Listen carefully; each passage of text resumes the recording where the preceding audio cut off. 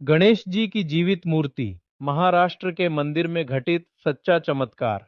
प्रिय गण, यह बात बहुत पुरानी नहीं है, शायद आज से 35-40 वर्ष पूर्व की। महाराष्ट्र के पुणे जिले से लगभग 40 किलोमीटर दूर एक छोटा सा गांव है, भैरवनाथपुर।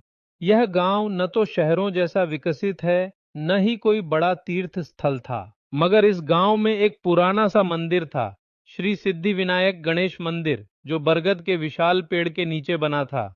गांव में मान्यता थी कि यह मंदिर बहुत प्राचीन है और यहाँ की गणेश प्रतिमा स्वयंभू है, यानी किसी मनुष्य ने नहीं, बल्कि वह मूर्ति धरती से स्वयं प्रकट हुई है।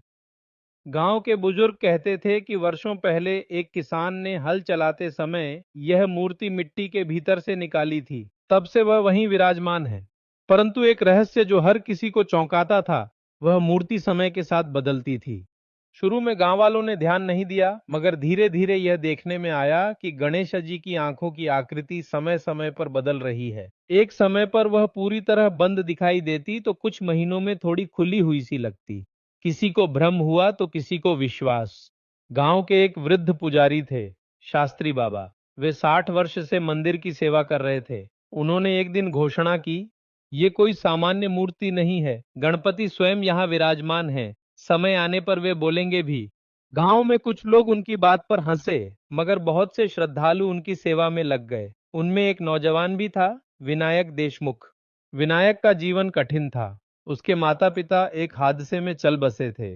वह अकेला खेतों में काम करता और फिर मंदिर में आकर पूजा करता। उसका विश्वास गणेश जी में गहरा था। वह हर मंगलवार को उपवास करता, घंटों मूर्ति के आगे बैठता और एक ही बात कहता, हे गणराज, अगर आप सच में यहाँ हो तो मुझे एक बार दर्शन दो, एक बार मुझे पुकार कर दिखा दो।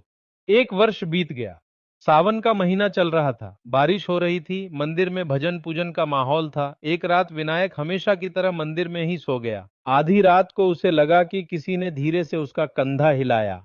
आंखें खुलीं, पर वहां कोई नहीं था। वह सोच ही रहा था कि मंदिर के अंदर से हल्की सी सुनहरी रोशनी निकली और फिर वह मूर्ति की आंखें धीरे धीरे खुल गईं। विनायक अवाक रह गया और तभी उसे भीतर से स्पष्ट शब्द सुनाई दिए, विनायक, उठो, तुम्हारा विश्वास मुझे खींच लाया है। तुम मेरी सेवा में लगे रहो। गांव की रक्षा का समय आ गया है।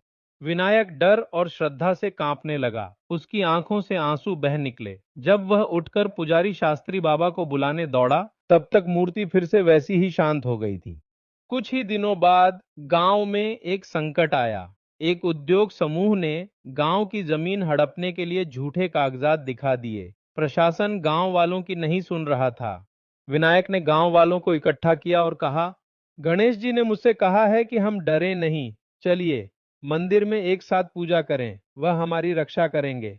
पूरे गांव ने एक सप्ताह तक गणेश अथर्वशीर्ष का पाठ किया और ठीक उस सप्ताह के अंत में एक अद्भुत घटना घटी।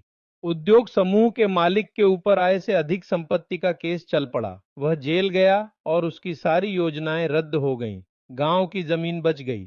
यह बात फैलते ही मंदिर में भीड़ बढ़ने लगी। लोग विनायक को देखने आते, क्योंकि अब वह एक संत जैसा जीवन जी रहा था, बिना कोई प्रचार, केवल सेवा। आज भी जब आप भैरवनाथपुर के उस मंदिर में जाते हैं तो लोग आपको बताते हैं कि गणेश जी की मूर्ति आज भी सांस लेती सी लगती है। उसका आकार धीमे धीमे बदलता रहता है। विज्ञान की कई टीमें वहां जाकर जांच कर चुकी हैं, लेकिन कोई निष्कर्ष नहीं निकाल पाई।